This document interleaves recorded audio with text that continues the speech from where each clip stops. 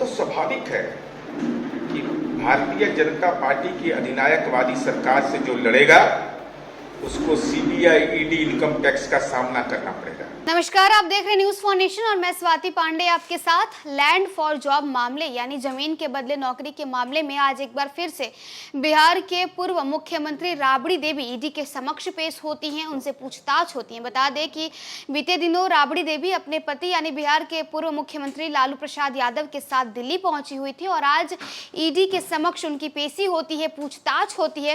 Land for job मामले में सिर्फ लालू प्रसाद यादव ही नहीं बल्कि उनकी पत्नी यानी राबड़ी देवी, साथ ही साथ उनके छोटे बेटे और बिहार के डिप्टी सीएम तेजस्वी यादव और उनकी बड़ी बेटी यानी और राज्यसभा सांसद यानी मीसा भारती से भी बीते कुछ दिनों पहले उनसे पूछताछ हुई थी। ईडी सीबीआई की जो जांच है वो लगातार लालू परिवार पर घिरता नजर आ रहा है। ऐसे में जैसे आज ईडी के समक्ष राबड़ी देवी पेश होती है, दिल्ली में उनसे पूछताछ होती है और वहां दूसरी तरफ बिहार में इसे लेकर के राजनीति गर्मा जाती है। लगातार महागठबंधन के जो तमाम नेता हैं और बिहार सरकार में तमाम जो नेता हैं वो केंद्र की बीजेपी सरकार पर हमलावर होती है, साथ ही साथ केंद्र एजेंसियों पर हमलावर होती है। और इसी पूरे कड़ी में जदयू के एमएलसी और प्रवक्ता नीरज कुमार ने बीजेपी पर एक बार फिर से निशाना साधा और उन्होंने कहा है कि कर्नाटका में हारने के बाद और चुनाव में लगातार हारने की वजह से बीजेपी जो है वो बौखला चुकी है और इसीलिए अपने पालतू तोते यानी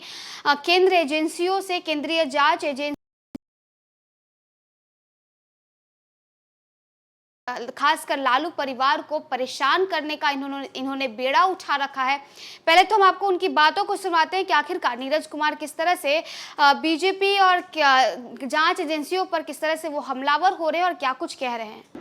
ये तो स्वाभाविक है कि भारतीय जनता पार्टी की अधिनायकवादी सरकार से जो लड़ेगा उसको सीबीआई, ईडी, इनकम टैक्स का सामना करना पड़ेगा।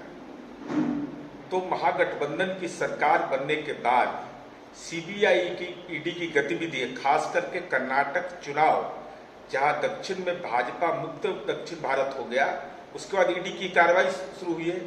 तो इसके नतीजे क्या आते हैं यह कोई नहीं जानता, लेकिन पूछताछ के नाम पर परेशान करना, छापेमारी के नाम पर परेशान करना और नहीं तो जैसे माननीय RCP Singh income tax, CBI और ईडी के डर से आज भाजपा में चतुर्दशी के दिन गृह प्रवेश कर लिया।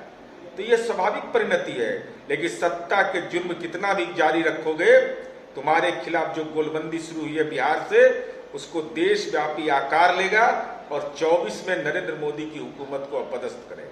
बता दें कि बिहार के पूर्व मुख्यमंत्री राबड़ी देवी को ईडी ने दिल्ली स्थित अपने ऑफिस बुलाया है और उनसे पूछताछ होती है। उनसे लैंड फॉर जॉब मामले में पूछताछ चल रही थी। बता दें कि राबड़ी देवी मंगलवार को आरजेडी सुप्रीमो लालू प्रसाद के साथ दिल्ली गई थी। लालू प्रसाद किडनी ट्रांसप्लांट के बाद पहली बार 27 अप्रैल को बिहार आए थे और चेकअप के लिए मंगलवार को दिल्ली रवाना हुए थे।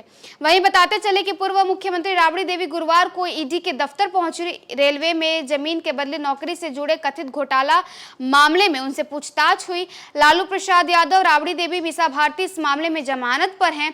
इसमें और भी कई आरोपित हैं। जांच एजेंसियों को जैसे जैसे इससे जुड़े सबूत मिल रहे हैं पूछताछ का सिलसिला चल रहा है। जानकारी की है कि राबड़ी देवी के आने के बारे में पहले से ईडी ने ये कह रखा था और इसीलिए यानी राबड़ी देवी जैसे ही दिल्ली पहुंचती हैं ईडी उन्हें बुला लेती है और आज उनसे पूछताछ होती है। जहां एक तरफ दिल्ली में राबड़ी देवी से पूछताछ होती है तो वहीं दूसरी तरफ बिहार में इसे लेकर के राजनीति गर्मा जाती है। जदयू के, राजद के तमाम जो नेता हैं वो केंद्र की बीजेपी सरकार पर हमलावर होते हैं, खासकर प्रधानमंत्री नरेंद्र मोदी पर हमलावर होते हैं। और इस पूरे कड़ी में जदयू के एमएलसी और प्रवक्ता नीरज कुमार ने बीजेपी पर जोरदार निशाना साधा है।